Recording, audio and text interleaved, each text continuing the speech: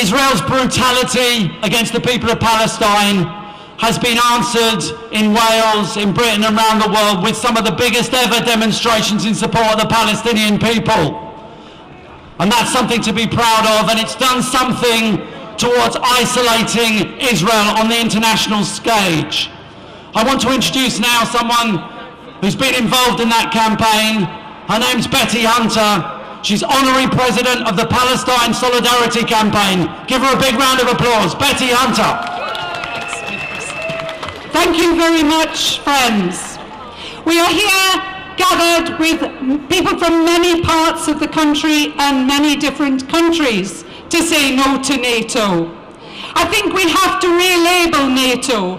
They're not the North Atlantic Treaty Organization, they're the Northern Arms Trade Organization. That's all they are, arms traders. And who do they supply? They supply Saudi Arabia. Who do they supply their arms to? They supply Qatar. Who do they supply their arms to? But they also supply Israel. They supply Israel in order to make it the fourth mightiest army in the world. And they can do that because the United States gives them $3 billion every year to spend on American weapons. And what Israel does with those weapons is to hold the Palestinian people hostage. And the Palestinian people have been hostage in their own land for 66 years now.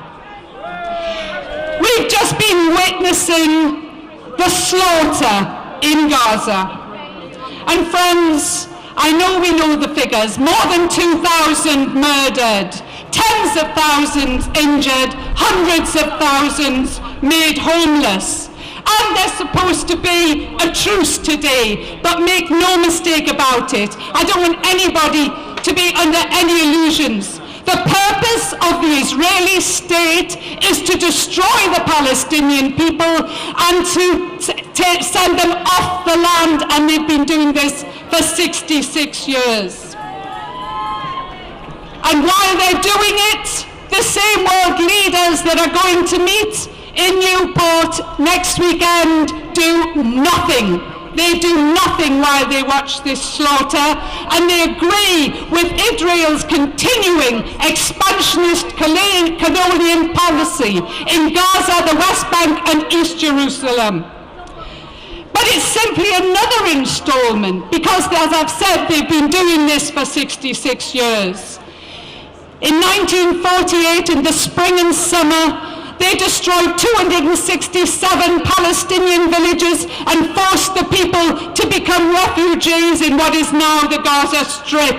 And they've continued their projection to kill the refugees, to get rid of the Palestinians. In January 49, they bombed the food distribution centers in Khan Yunis and Deir el-Balah. In 1953, Ariel Sharon attacked Bureij camp. And they've gone on and on. And the language that they've used in their grotesque justifications, as if there could be any, has been the language of ethnic cleansing, the language of apartheid, the language of imperialism. What we've got to do from today is to say that actions like this have to be continued time after time after time. Yes, against NATO, but also against Israel. We must make Israel a pariah country. We must boycott Israeli goods. We must call for sanctions against Israel. We must end European taxpayers subsidizing Israel as we do all the time. The Palestine Solidarity Campaign is working tirelessly to this end. And on the 9th of September, we've got a national lobby of Parliament.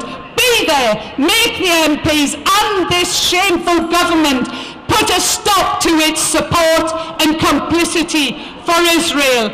It's us, the people, who can change history against NATO and against Israel. Free, free Palestine! Thanks very much.